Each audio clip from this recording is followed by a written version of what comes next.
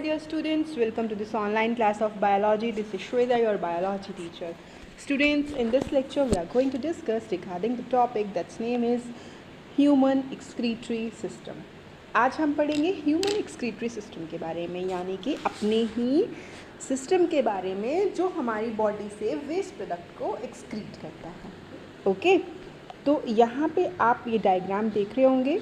हम diagram wise इस question को पढ़ेंगे, इसकी थ्योरी को समझेंगे. ओके, यहाँ पे आपको स्ट्रक्चर बड़ा क्लियरली दिखाई दे रहा होगा ह्यूमन एक्सक्रीटरी सिस्टम का. तो सबसे पहले आप लोगों को ये क्लियर होना ज़रूरी है कि ह्यूमन एक्सक्रीटरी सिस्टम के अंदर कौन कौन से स्ट्रक्चर्स इन्वॉल्व होते हैं. ओके, तो 2 पेयर ऑफ किडनी इन्वॉल्व होते हैं. ठीक है, 2 पेयर नहीं, sorry 1 pair of kidney is involve. 1 pair मतलब कि 2 किडनी इन्वॉल्व है यहाँ पे, एक ये रही और एक ये रही. ठीक है, किडनी के बाद यहाँ पे यूरेटर्स होते हैं, ये आपको दिखाई दे रहे होंगे पाइप लाइक स्ट्रक्चर्स, इनको यूरेटर्स बोलते हैं. फिर ये है ब्लैडर. ओके, और ब्लैडर के बाद लास्ट में क्या आता है, यूरेथ्रा. ठीक है, ये होते हैं हमारे स्ट्रक्चर्स जो कि इन्वॉल्व होते हैं ह्यूमन एक्सक्रीटरी सिस्टम में. इसके साथ साथ रीनल वेन और रीनल आर्टरी भी इन्वॉल्व होती है. एड्रीनल ग्लैंड जो होती हैं ये अटैच होती हैं सरफेस पे किडनी के. आप लोगों को पता है एड्रीनल ग्लैंड जो होती है इसको ग्लैंड ऑफ एमरजेंसी भी कहा जाता है, जो कि हमारी हार्ट बीट को, हमारे रेस्पिरेटरी रेट को एमरजेंसी के टाइम पे मेंटेन करके रखती है, रेगुलेट करके रखती है. ओके, बट यहाँ पे हम ग्लैंड के बारे में नहीं पढ़ेंगे, यहाँ पे हम स्ट्रक्चर्स के बारे में पढ़ रहे हैं. ओके, तो ये हमको क्लियर हो गया कि हमारे एक्सक्रीटरी सिस्टम में कौन कौन से स्ट्रक्चर्स इन्वॉल्व होते हैं.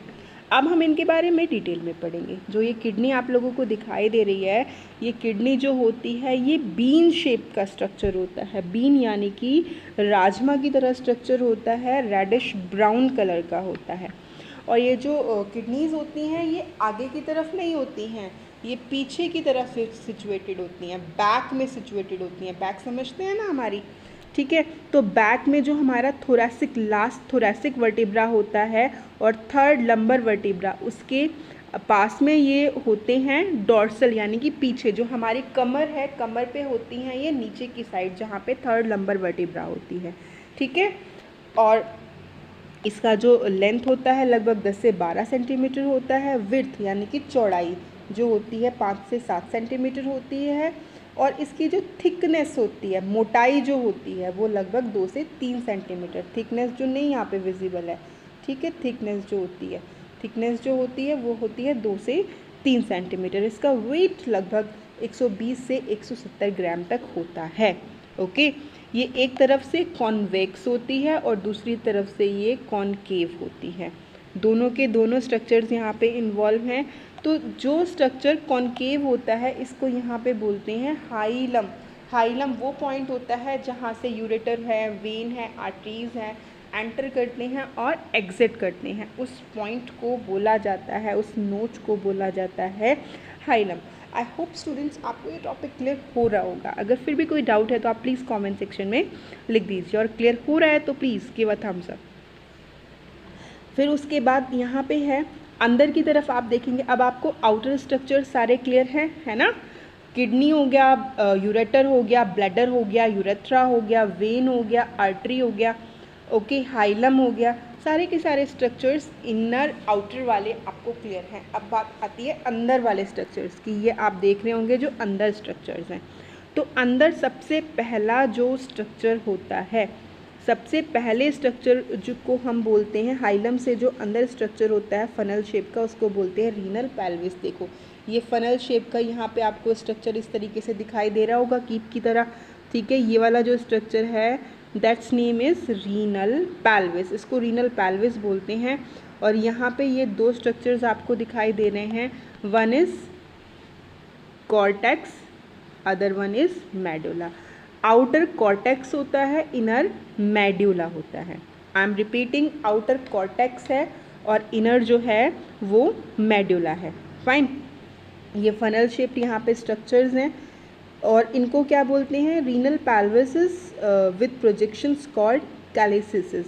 इनको कैलेसिस भी कहा जाता है. आउटर लेयर ऑफ किडनी जो होती है वो टफ़ होती है, आउटर पार्ट को किडनी जो आउटर पार्ट होता है वो टफ़ होता है। अगले डायग्राम में ये चीज़ आपको और ज़्यादा क्लियर होगी। ओके, यहाँ पे जो हमारा मेडुला होता है, मेडुला के भी फर्दर 2 पार्ट्स होते हैं, ठीक है। मेडुला के फर्दर 2 पार्ट्स होते हैं। Medulla is divided into few conical masses, कुछ कॉनिकल मासेस में डिवाइड होता है। कॉनिकल मासेस आपको दिखाई दे रहे होंगे, ये इतने सारे कॉनिकल मासेस हैं यहाँ पे मेडुला के। इनको एक को जो ये यहाँ पे है, ये एक को तो कैलिक्स बोलते हैं और सारों को मिला के कैलिसिस बोलते हैं। ओके, आई होप कि अब आपको यहाँ पे क्लियर हो गया होगा।